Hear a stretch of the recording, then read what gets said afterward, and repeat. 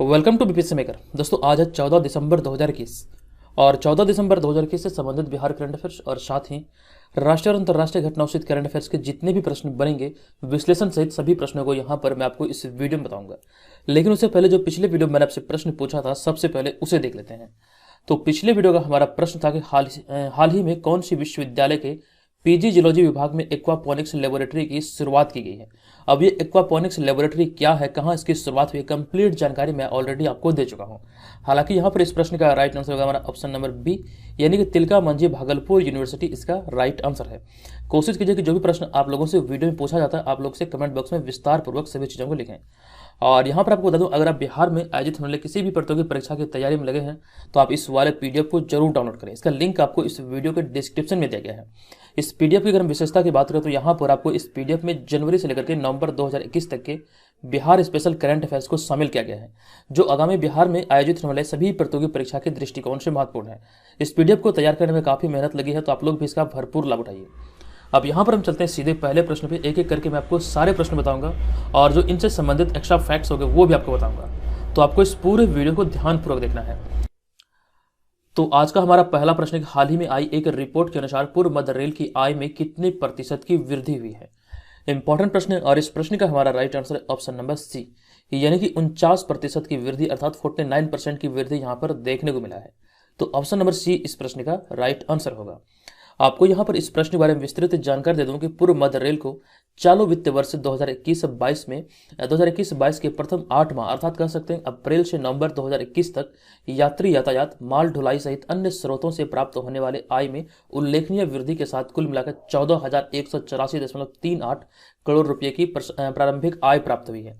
और वहीं पर अगर हम बात करें पिछले साल की, तो इस वाले पॉइंट में हमने लिखा है कि यह वृद्धि पिछले वर्ष के नवंबर माह तक प्राप्त प्रारंभिक आय 534.19 करोड़ रुपए की तुलना में 49% अधिक है।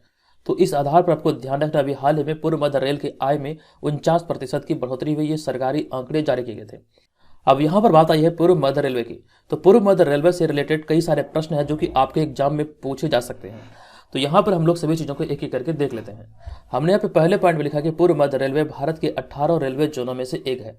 वर्तमान समय में भारतीय रेलवे को 18 जोनों में विभक्त किया गया है और इनमें से पूर्व मध्य रेलवे भी एक है।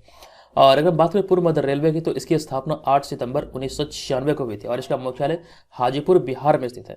और यहाँ पे हमने अगले पॉइंट पे एक इंपॉर्टेंट पॉइंट को ऐड किया है कि इसके अंतर्गत 5 रेलवे मंडल शामिल है, जिनमें कि सोनपुर, समस्तीपुर, दानापुर, मुगलसराय और धनबाद। आपको ध्यान रखना है कि पूर्व मध्य रेलवे के अंतर्गत ये 5 रेल मंडल शामिल है, जिनमें कि सोनपुर, समस्तीपुर, दानापुर, मुगलसराय और धनबाद शामिल है। और एक पॉइंट और है कि वर्तमान में अनुपम शर्मा पूर्व मध्य रेलवे के महाप्रबंधक है। तो ये तमाम चीजें यहाँ से आपको ध्यान रखना है। अब यहाँ पर हम चलते हैं आगे, लेकिन उससे पहले आपको एक महत्वपूर्ण जानकारी दे दूं कि बीपीएससी मेकर करंट अफेयर्स का एक बुक मार्केट में लॉन्च हुआ है।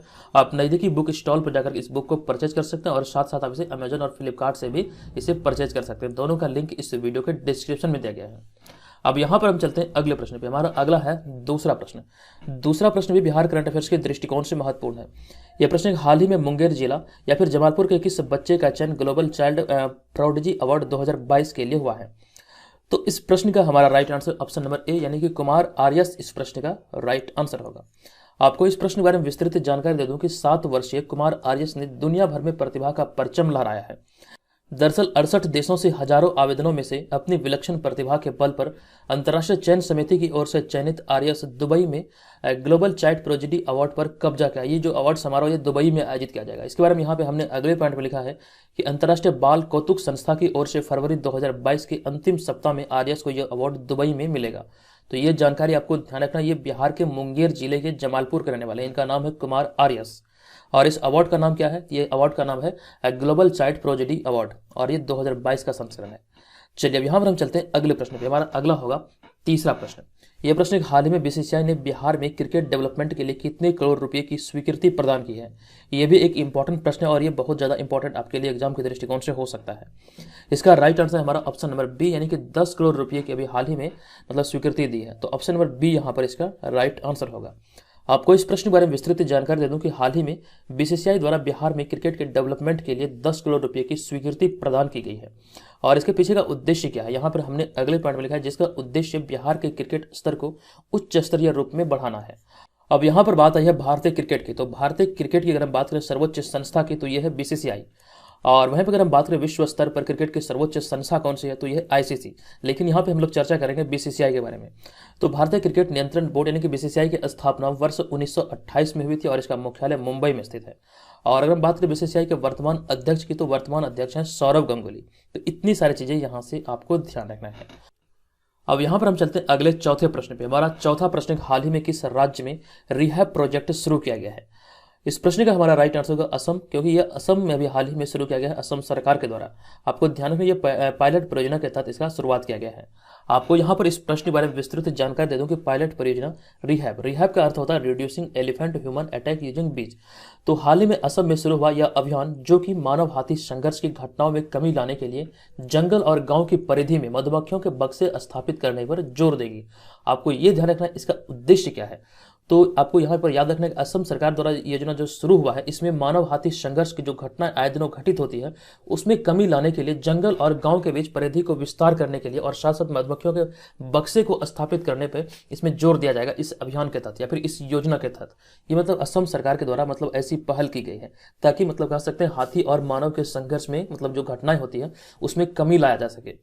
अब यहाँ पे हमने अगले पॉइंट में लिखा, यह मानव बस्तियों में हाथियों के हमले को विफल करने के लिए मधुमक्खियों द्वारा निर्मित एक बाड़ बनाने से संबंधित कार्यक्रम है और इस पहल के माध्यम से शहद उत्पादन और किसानों की आय में भी वृद्धि होगी। तो ये भी ध्यान रखिए, इससे डबल फायदा है। अब यहाँ पे हमने अगले पॉइंट में लिखा, यह परियोजना खादी और ग्रामोद्योग आयोग की एक पहल है, यानी कि इसी के द्वारा इस पहल को किया गया है। अब यहाँ पे हमने अगले पॉइंट में असम के बारे में लिखा है, ये बहुत ज़्यादा इंपॉर्टेंट है कि असम में बच्चों के लिए पहला समाचार पत्र द यंग माइंड शुरू किया गया है। ये प्रश्न आपके एग्जाम में बन सकते हैं, द यंग माइंड समाचार पत्र किस राज्य के बच्चों के लिए शुरू किया गया है? तो असम इसका राइट आंसर होगा। अब यहाँ पर हम चलते हैं अगले प्रश्न पे। हमारा अगला है पांचवा प्रश्न। यह प्रश्न कि हाल ही में किस राज्य के मुख्यमंत्री ने तकनीकी अमोनियम नाइट्रेट परिसर की आधारशिला रखी है? तो इसका राइट आंसर होगा हमारा ऑप्शन नंबर बी, यानी कि ओडिशा सरकार के द्वारा भी हाल ही में तकनीकी अमोनियम नाइट्रेट परिसर की आधारशिला रखी गई है। हमने यहाँ पे लिखा कि ओडिशा के मुख्यमंत्री नवीन पटनायक ने 9 दिसंबर 2021 को एक वर्चुअल प्लेटफॉर्म पर technical ammonium nitrate manufacturing complex की नींव रखी है। आपको ध्यान रखना, ये उड़ीसा सरकार के द्वारा रखा गया है। अब यहाँ पर बात है उड़ीसा के, तो उड़ीसा से रिलेटेड हमने 2 पॉइंट को ऐड किया है, दोनों के दोनों इंपॉर्टेंट है। ये पॉइंट है कि हाल ही में आदिवासी छात्रावासों के लिए ISO सर्टिफिकेट प्राप्त करने वाला भारत का पहला राज्य ओडिशा है। आपको ध्यान रखना, आदिवासी छात्रावासों के लिए ISO सर्टिफिकेट प्राप्त करने वाला भारत का पहला राज्य ओडिशा है। और साथ साथ एक प्रश्न और भी बहुत ज्यादा चर्चे में था, आपको ध्यान रखना है कि हाल ही में 100% कोविड टीकाकरण कवरेज हासिल करने वाला भारत का पहला शहर ओडिशा का भुवनेश्वर बना है। तो ये भी आपको ध्यान रखना है। अब यहाँ पे अगर एक प्रश्न की बात करें कि बिहार का कौन सा ऐसा जिला है जो कि कह सकते हैं कोविड का पहला डोज मतलब सभी को देने में प्रथम स्थान हासिल किया है? तो इस प्रश्न का राइट आंसर मैंने आपको बताया था पश्चिमी चंपारण। आपको याद होगा, आई थिंक ये पश्चिमी चंपारण ही था जो कि मैंने आपको बताया था। अब यहाँ पर हम चलते हैं अगले प्रश्न पे। हमारा अगला होगा छठा प्रश्न, लेकिन उससे पहले आपको बता दूं कि जो लोग घर बैठे बीपीएससी और सीडीपीओ एग्जाम की तैयारी में लगे हैं, तो बीपीएससी मेकर ऐप के थ्रू आप ऑनलाइन टेस्ट में भाग लेकर के अपनी तैयारी का आकलन कर सकते हैं। आप यहां से जान पाएंगे कि आगामी एग्जाम को देखते हुए आपकी तैयारी किस स्तर की है, तो यहां से आप खुद का आकलन कर पाएंगे। और यहाँ पर आपको ये ध्यान रखना है, बीपीएससी मेकर ऐप पर ऑनलाइन टेस्ट के अलावा आपको बहुत सारे स्टडी मटेरियल मिलेंगे। सबसे पहले यहाँ पे अगर हम बात करें ऑनलाइन टेस्ट की, तो यहाँ पर आपको 50 ऑनलाइन टेस्ट मिलेगा जो कि फुल लेंथ प्रैक्टिस पेपर होगा और ये हिंदी भाषा में उपलब्ध है। और यहाँ पर आपको ध्यान रखना, ये सारे ऑनलाइन टेस्ट का आपको PDF फाइल भी मिलेगा, आप इसको PDF के माध्यम से भी पढ़ सकते हैं। और इसके अलावा जो डेली बेसिस पे करंट अफेयर्स आप यहाँ पे देखते हैं, तो उसका डेली नोट्स मिलेगा आपको। डेली और मंथली बिहार, राष्ट्रीय और अंतर्राष्ट्रीय घटनाओं से ये नोट्स आपको प्रोवाइड किया जाएगा। और यहाँ पर आपको ये ध्यान रखना, इसमें बिहार जीके होगा, संपूर्ण बिहार जीके, आपको दोबारा कहीं से भी बिहार जीके पढ़ने की आवश्यकता नहीं है। और इसके अलावा बीपीएससी का ऑल प्रीवियस ईयर शीट होगा और इसके अलावा और भी कई सारे नोट्स इसमें आपको बीपीएससी मेकर ऐप पर प्रोवाइड किए जाएंगे। तो ऑलरेडी यहाँ पर बहुत सारे लोग ज्वाइन कर चुके हैं, तो आप भी इसमें पार्टिसिपेट करके यहाँ पर चीज़ों को बेहतर तरीके से इस्तेमाल कर सकते हैं। अब यहाँ पर हम चलेंगे अगले प्रश्न पे। हमारा अगला होगा छठा प्रश्न। यह प्रश्न हाल ही में राष्ट्रमंडल भारोत्तोलन चैंपियनशिप में किसने रजत पदक जीता है? इंपॉर्टेंट प्रश्न है और इस प्रश्न का हमारा राइट आंसर है ऑप्शन नंबर डी, यानी कि एस विद्यारानी देवी इस प्रश्न का राइट आंसर होगा।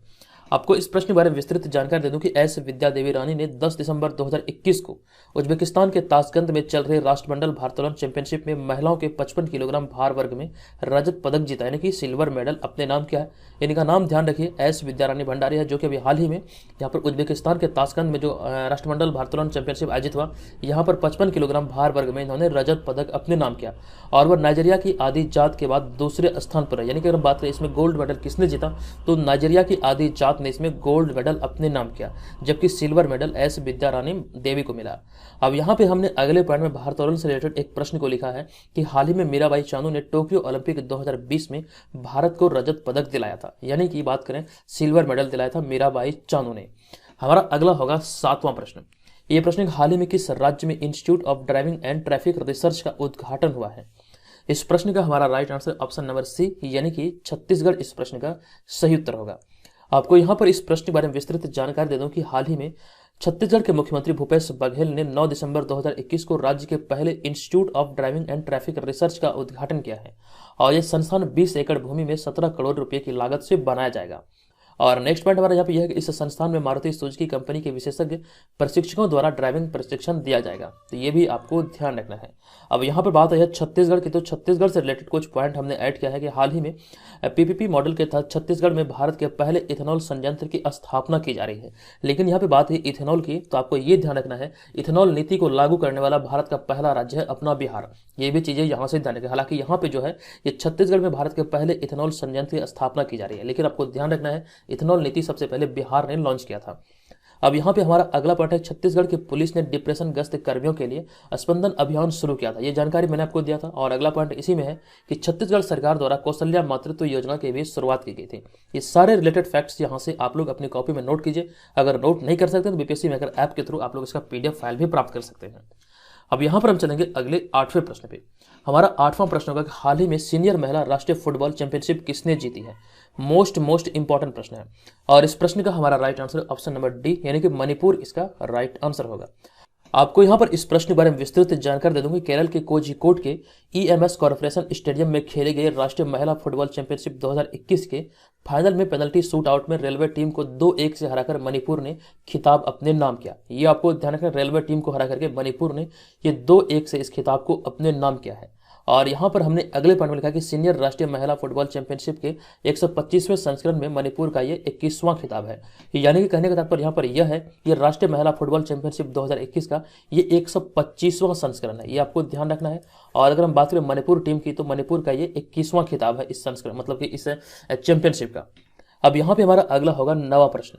ये प्रश्न कि अंतर्राष्ट्रीय पर्वत दिवस कब मनाया जाता है? इंपॉर्टेंट प्रश्न है और अंतर्राष्ट्रीय पर्वत दिवस प्रत्येक वर्ष 11 दिसंबर को मनाया जाता है, ये आपको ध्यान रखना है। हमने यहाँ पे लिखा कि हर वर्ष 11 दिसंबर को विश्व भर में अंतर्राष्ट्रीय पर्वत दिवस मनाया जाता है और इस दिन को इसलिए भी मनाया जाता है ताकि दुनिया भर में पर्वतीय क्षेत्र के विकास पर बातचीत की जाए। और नेक्स्ट पॉइंट हमारा यह कि संयुक्त राष्ट्र महासभा ने 2002 को संयुक्त राष्ट्र अंतर्राष्ट्रीय पर्वत वर्ष घोषित किया था और ये 2003 से प्रत्येक वर्ष ये अंतर्राष्ट्रीय पर्वत दिवस मनाया जा रहा है। और आपको ध्यान रखना प्रत्येक वर्ष 11 दिसंबर को मनाया जाता है। आपको यहाँ पर यह ध्यान रखना 2003 से ये प्रत्येक वर्ष मनाया जाता आ रहा है। और यहाँ पे अगर हम बात करें इस वर्ष 2021 की थीम की, तो इस वर्ष अंतर्राष्ट्रीय पर्वत दिवस 2021 की थीम है सतत पर्वतीय पर्यटन, ये 2021 का थीम है। और इसके अलावा हमने कुछ और पॉइंट को लिखा है कि 7 दिसंबर को प्रत्येक वर्ष अंतर्राष्ट्रीय नागरिक उड्डयन दिवस मनाया जाता है और 9 दिसंबर को प्रत्येक वर्ष अंतर्राष्ट्रीय भ्रष्टाचार विरोधी दिवस मनाया जाता है और इसके अलावा 10 दिसंबर को प्रत्येक वर्ष राष्ट्रीय मानवाधिकार दिवस मनाया जाता है। अब यहाँ पे हमारा अगला होगा 10वां प्रश्न। यह प्रश्न हाल ही में सी इज अ चेंज मेकर अभियान की शुरुआत किसके द्वारा की गई है? इस प्रश्न का राइट आंसर है हमारा ऑप्शन नंबर ए, यानी कि राष्ट्रीय महिला आयोग के द्वारा भी हाल ही में सी इज अ चेंज मेकर अभियान की शुरुआत की गई है। आपको यहाँ पर इस प्रश्न के बारे में बता दूं कि हाल ही में राष्ट्रीय महिला आयोग ने राजनेताओं के लिए सी इज अ चेंज मेकर अभियान की शुरुआत की है। अब ये अभियान क्या है, आप ये दोनों पॉइंट को जब पढ़ेंगे तो आपको समझ में आएगा। एकदम से विस्तार से सभी चीज़ों को देखिए, समझिए। तो यह ग्राम पंचायत से लेकर के संसद तक के सभी स्तरों पर महिला प्रतिनिधियों के लिए एक अखिल भारतीय क्षमता निर्माण कार्यक्रम है और इस कार्यक्रम में राष्ट्रीय एवं राज्य स्तर के राजनीतिक दलों के पदाधिकारी भी शामिल हैं। इस कार्यक्रम का मुख्य उद्देश्य जमीनी स्तर पर महिला राजनेताओं के नेतृत्व और निर्णय लेने के कौशल और भाषण और लेखन कौशल सहित उनके संचार कौशल में सुधार करना है। आई होप कि आप यहाँ पर ये समझ चुके हैं कि सी इज और चेंज मेकर अभियान क्या है। मतलब कह सकते हैं यहाँ पर जितने लोग भी इसमें शामिल होंगे, जो भी मतलब कह सकते हैं नेतागण शामिल होंगे, सभी के कह सकते हैं इसमें जो कौशल होगा, भाषण देने का, लिखने का शैली होगा, संचार का शैली होगा, सभी में सुधार करना है, इसका उद्देश्य है। और आपको ये ध्यान रखना है कि ये महिला के लिए है, ठीक है, ये आपको ध्यान रखना है। अब यहां पर हम चलते हैं 11वें प्रश्न पे। हमारा 11वां प्रश्न, हाल ही में भारत और किस देश के बीच 8वां विदेश कार्यालय परामर्श वर्चुअली आयोजित किया गया है? इस प्रश्न का हमारा right answer option number B, यानी कि स्लोवेनिया के बीच अभी हाल ही में ये आयोजित हुआ है। आपको बता दूं कि भारत और स्लोवेनिया के बीच 8वां विदेश कार्यालय परामर्श 10 दिसंबर 2021 को वर्चुअली आयोजित किया गया, यानी कह सकते हैं वीडियो कॉन्फ्रेंसिंग के माध्यम से ये आयोजित हुआ है। और यहाँ पर अगर हम बात करें इसमें भारत की तरफ से नेतृत्व किसने किया, हमने अगले पॉइंट में लिखा इसका नेतृत्व भारत की ओर से श्रीमती रीनत संधू ने किया है। और यहाँ पे हमने अगले पॉइंट में लिखा इसके तहत दोनों पक्षों ने लुब्लियाना में नोवा विश्वविद्यालय में भारत अध्ययन केंद्र की स्थापना का समझौता किया है। और यहाँ पर देखिए ध्यान रखने वाली बात है, यहाँ पर बात है स्लोवेनिया की, ये समझौता अभी हाल ही में हुआ है। तो स्लोवेनिया से आपके एग्जाम में प्रश्न बन सकते हैं। तो स्लोवेनिया मध्य यूरोप का एक देश है और इसकी राजधानी है लुब्लियाना। और आपको ये ध्यान रखना है इसकी जो राजधानी लुब्लियाना है, ये देश यानी कि स्लोवेनिया का सबसे बड़ा शहर है या फिर सबसे बड़ा नगर है। अब यहाँ पे हमारा अगला होगा 12वां प्रश्न। यह प्रश्न कि हाल ही में किस देश द्वारा आने वाली पीढ़ियों के लिए सिगरेट की बिक्री पर रोक लगाया गया है? ये बहुत ज्यादा चर्चे में है और आप इसे इंपॉर्टेंट प्रश्नों की श्रेणी में रख सकते हैं। इस प्रश्न का हमारा right answer option number D, यानी कि न्यूजीलैंड इस प्रश्न का राइट आंसर होगा। अब यहां पर आपको इस प्रश्न के बारे में बता दूं कि न्यूजीलैंड ने युवाओं को जीवन में कभी भी सिगरेट खरीदने पर प्रतिबंध लगाने की योजना बनाई है। यह तंबाकू उद्योग में दुनिया की सबसे कठिन कार्रवाई में से एक है। यहाँ पे हमने अगले पॉइंट लिखा कि अगले वर्ष अपनाए जाने वाले एक नियम या फिर इस नियम के अनुसार 2008 के बाद पैदा हुए कोई भी व्यक्ति अपने जीवन काल में सिगरेट या फिर तंबाकू उत्पाद नहीं खरीद पाएगा। ये घोषणा भी हाल ही में न्यूजीलैंड सरकार के द्वारा किया गया है कि ये जो लागू होगा ये 2022 में लागू होगा। और यहाँ पर आपको ये ध्यान रखना है, इसमें ये सारी बातें कही गई है कि जो 2008 के बाद पैदा लिए हैं वो कभी भी अपने जीवन काल में सिगरेट या फिर कोई भी तंबाकू उत्पाद नहीं खरीद पाएंगे। और ये पॉइंट आपको ध्यान रखना है, तंबाकू उद्योग में दुनिया की सबसे कठिन कार्रवाई में से यह एक है, जो कि अभी हाल ही में न्यूजीलैंड के द्वारा किया गया है। और इस प्रकार के कानून लाने वाला न्यूजीलैंड दुनिया का पहला देश बना है, ये भी आपको ध्यान रखना है। अब यहां पर हम चलते हैं आज के इस वीडियो के प्रश्न की ओर। आज के इस वीडियो का हमारा प्रश्न है कि हाल ही में सहरसा के किस खिलाड़ी को इंटरनेशनल स्तर पर स्वर्ण पदक जीतने के उपलक्ष्य पर बिहार सरकार ने खेल सम्मान पुरस्कार से सम्मानित किया है? इस प्रश्न के बारे में कंप्लीट जानकारी ऑलरेडी मैं आपको दे चुका हूं। बताइए इस प्रश्न का राइट आंसर क्या होगा? आप चाहें तो यहाँ पर सभी चीजों को विस्तार पूर्वक भी लिख सकते हैं। और ध्यान रखें जो लोग ऑनलाइन टेस्ट में भाग लेना चाहते हैं बीपीएससी मेकर ऐप के थ्रू इसमें पार्टिसिपेट कर सकते हैं। तो दोस्तों आज के इस वीडियो में इतना ही, मिलेंगे नेक्स्ट वीडियो में, तब तक के लिए धन्यवाद, जय हिंद।